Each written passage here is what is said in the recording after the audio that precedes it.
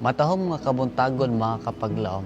Atong hisgutan ni ining adlaw mao atong morning devotional nga giuluhan ang iyang pagsanta. Ug ang teksto makita sa Lucas 7 versikulo 13 nga nag-ingon, sa pagkakita sa Ginoo kaniya, siya naluoy kaniya ug miingon kaniya, ayaw na paghilak. Akong gihisgutan kini nga mga istorya sa daghang higayon sa mga lubong o mga serbisyo sa paghandom. O giunsa nako pagtinguha nga ang matag-usa ni adtong mga panagtigom masanta ni Jesus sama sa paagi niini nga mga lubong.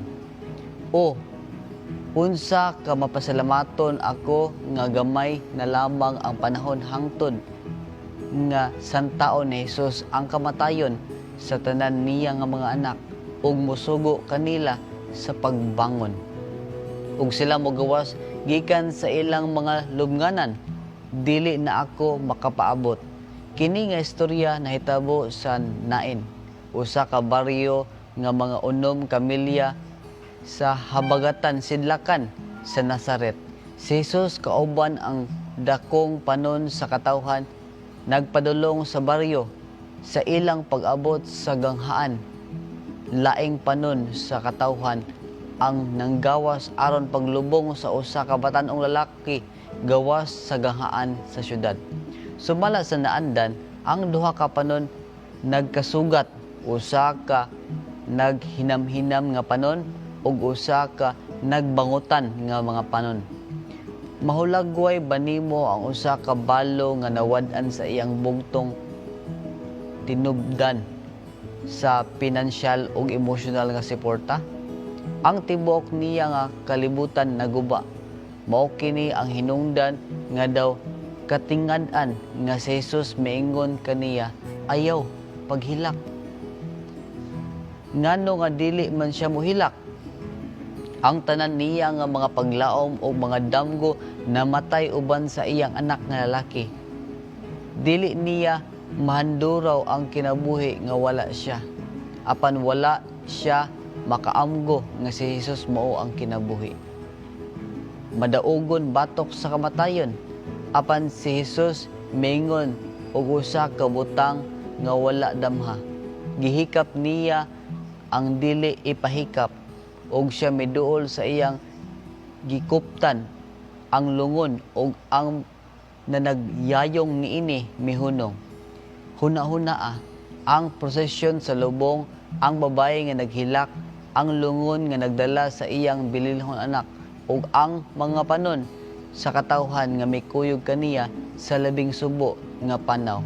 Sa kalit si Jesus mihimo og usa ka butang nga hingpit nga dili angay gihikap niya ang lungon ug ang mga tigdala sa lungon mihunong nadungog nila ang tingog ni Jesus, dong ingon ko ikaw bangon. Ug ang namatay milingkod og misugod sa pagsulti. Niini nga istorya sama sa atoa.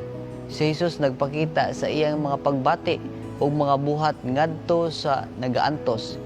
Nakita ni sa Ginoo ang babaye, siya mibati og kaluoy alang kaniya.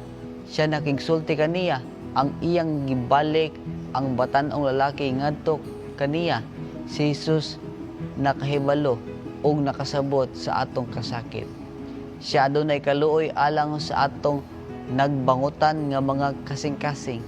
Sa dili madugay iyang santaon ang mamalatyon nga pagkatulog sa mga hinigugma.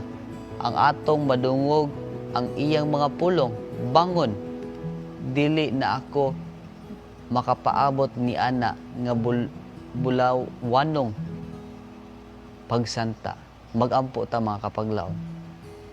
Ginoong Dios nini nga kabuntagon, salamat kay o Dios sa mao nga mensahe nga pinaagi da kanimo ang imong intervention Ginoo naghatag og comfort sa amo nga kinabuhi.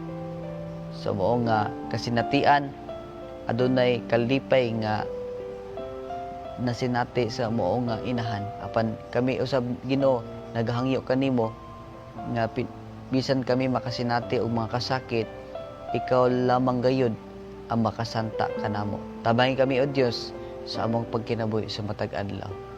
Kayong tanan mo gisalag itugyan sa ngalan ni Jesus. Amen.